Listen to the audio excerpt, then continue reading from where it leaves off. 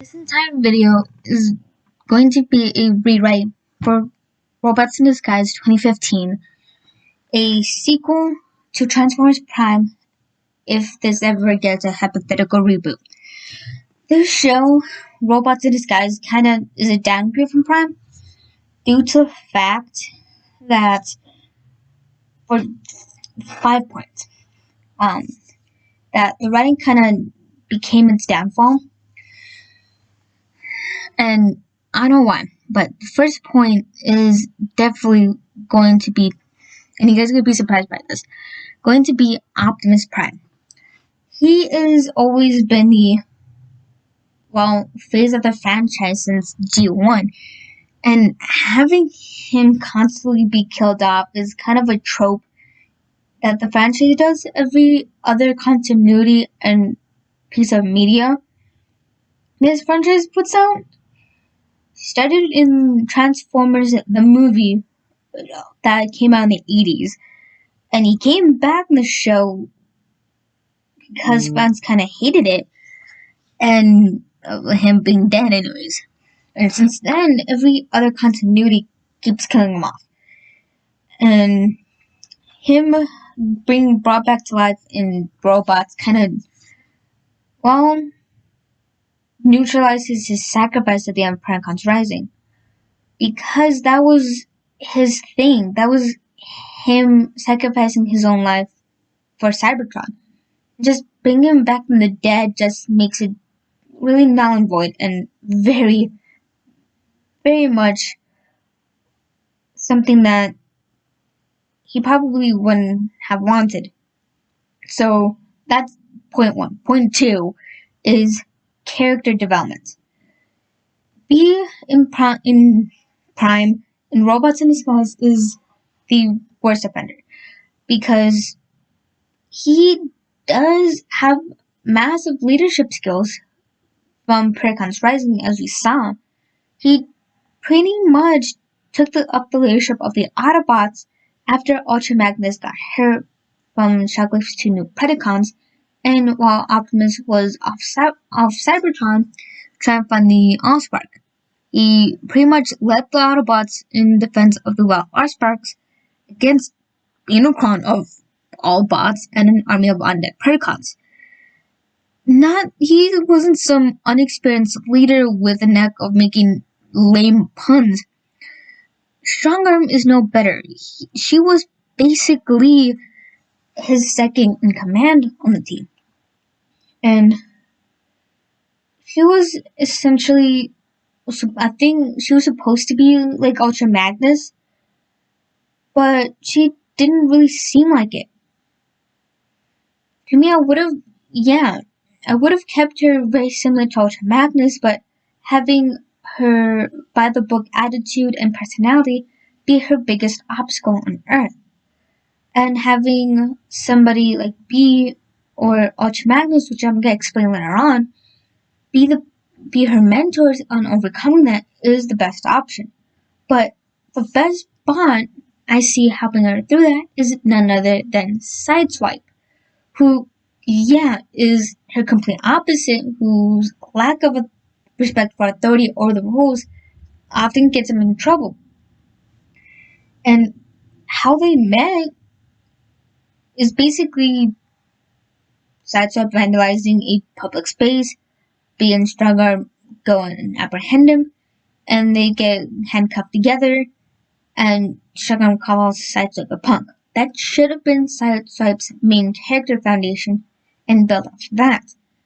Keep Sideswipe a punk and use his skills during time on the street, be his biggest asset, and his biggest thing as a character should be his relationship with his twin, Sunstreaker. And the biggest character that caused the greatest controversy is Grimlock. Yeah, there is a Grimlock in the online continuity from the video games, and later on in Rescue Bots Academy. This Grimlock really gives me some weird vibes, because he should have been played as a more non-dramatic character, way more than he was portrayed in the show. For me, if the show ever gets a reboot, I really want to see them do Grimlock the way they did Grimlock in Transformers Cyberverse, which came out a few years after the show originally finished airing. That's the type of Grimlock I want to see. And really, he wasn't the only character that honestly got missed character development wise. Fix It is pretty much the quote unquote Ratchet of the B team. And his stuttering should have really been a character point for Fix It to overcome. Not just some cheap way to get laughs, but an honest way to him to overcome either finding a way to fix it, or if it can't be fixed, having him overcome it and prove to other minicons, and especially the bots on Cybertron, that a damaged minicon who has that type of damage has much potential for helping a team than a unbroken, non-damaged minicon. And especially minicons with a past like Slipstream and Jetstorm, who won in other continuities are one Decepticons or Decepticon turned Autobots. Then with Slipstream first.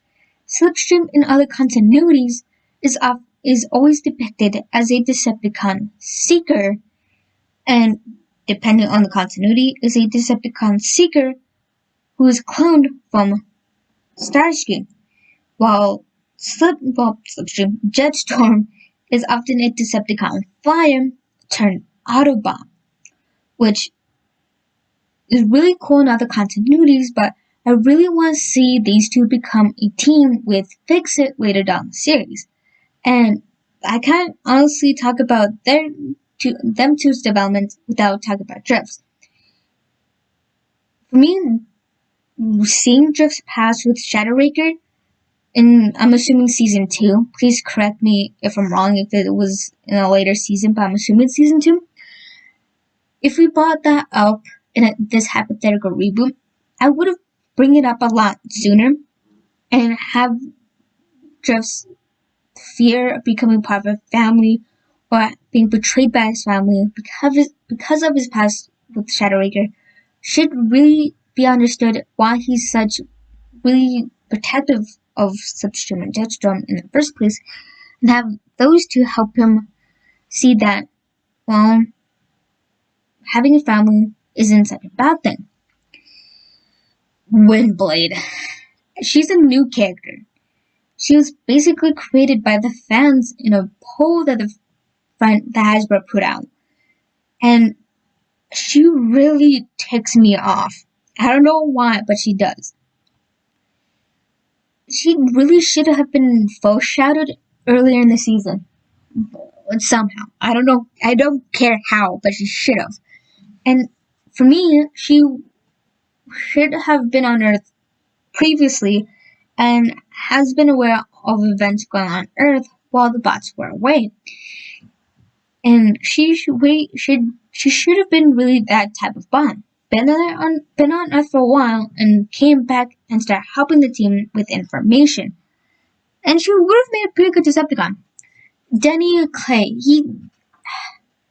Denny Clay should really be the type of character, on the human side of the war between the Autobots and the Decepticons, that does provide weapons, or at least some context on human weapons that he's familiar with, and somebody who's well aware of the surrounding geography.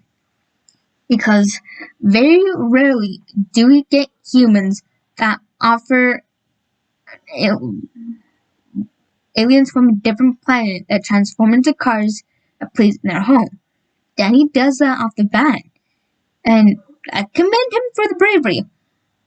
And plus, he's the character that forgot that his wife is working overseas in Copenhagen. His son, Russell, and the reason why they call Russell Raph is because he's basically this show's Raph. And I didn't want the show to replace the human members of Team Prime, especially Raph, who was B's in the aligned continuity with Prime is B's first human partner. Also kind of takes that place away from Raph, and that kind of sucks. And we never hear B outright mention Raph, Jack, or Miko, except that one time with when he got stuck in the shadow for some, but that's just like a brief mention. But speaking of bots we never got to see, Jazz, like Windblade, should have been foreshadowed. And he's really a character that, yeah, we do often get to see in other continuities. But I'm not quite familiar with Jazz's history within the franchise or the aligned continuity. But it'd be really cool to have mention of Jazz in Prime, at least have it mentioned earlier in Robots in this hypothetical reboot, so we know that he's coming a lot sooner in the show. Speaking of cameos, point 3, which is the cameos. First off, Bulkhead and Ratchet. Bulkhead and Ratchet are two characters from Prime that actually do cross over into Robots in Disguise. How effective are their cameos? They both show up in a I'm assuming 2-part, 3-part episode story arc called Decepticon Island, which was the first time we ever see Ratchet since the end of Predacons Rising. And in my opinion, Ratchet should have went back to Earth after that movie and should have been on Earth by the time B and the rest of his team went back to Earth. And with Bulkhead, he should have been the one to figure out something's wrong, get the rest of Team Prime that's on Cybertron, and book it to Earth, coming in contact with the Unit E, bringing back Nurse Darby, Agent Fowler, Miko, Jack, and Raph, and have them interact with the B team, but have them as separate teams.